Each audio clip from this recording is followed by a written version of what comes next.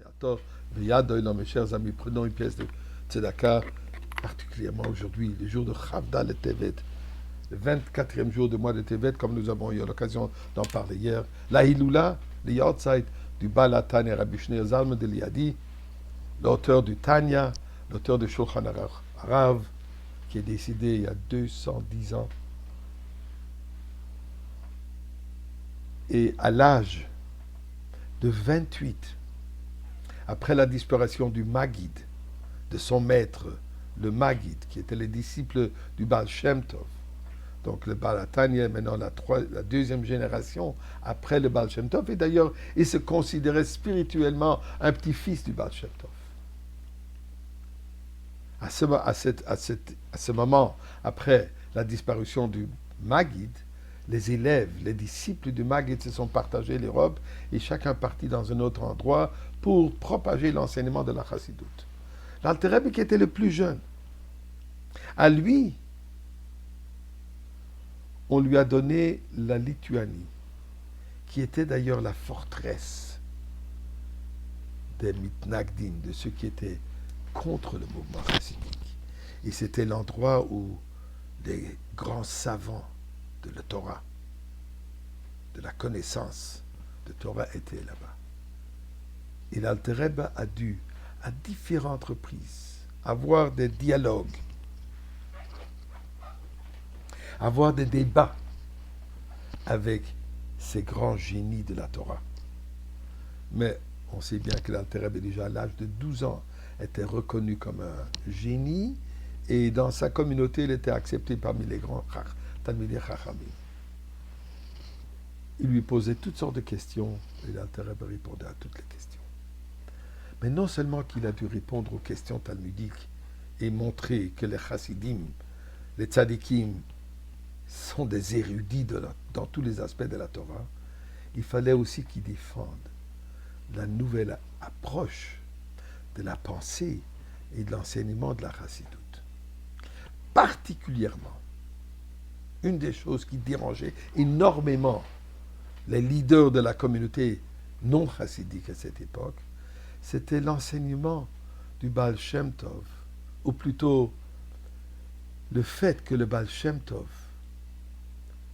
appréciait, valorisait le simple juif, l'ignorant, l'âme haaretz, qu'à peine il était capable de prononcer proprement, convenablement les prières, les Tehillim ou les prières.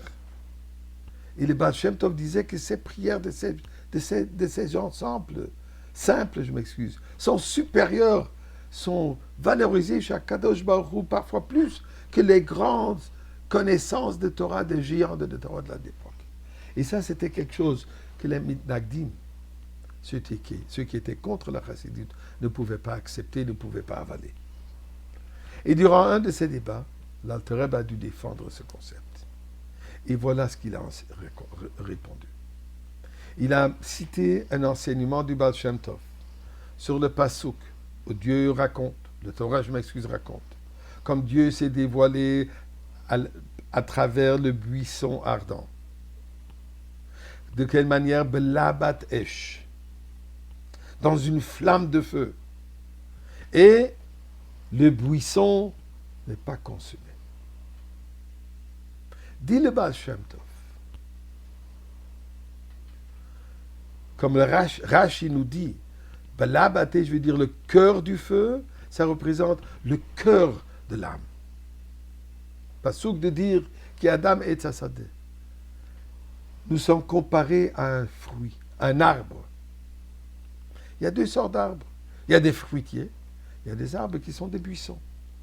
Le fruitier représente le Talmid Chacham qui donne fruit et qui a une flamme qui brûle en lui. Mais cette flamme, elle est consumée. Par quoi? Elle est consumée par sa sagesse. Quand il comprend un sujet de Torah, il rassasie cette flamme. Cette flamme est calmée maintenant, puisqu'il a compris, il a appris.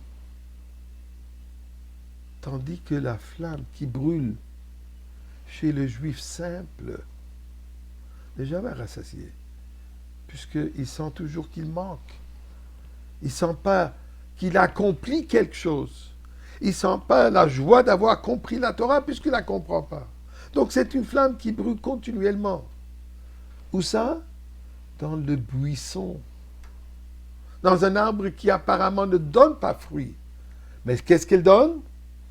Vahasne enenu ukal. Cette flamme, elle brûle toujours. Ça explique l'Alter Rebbe.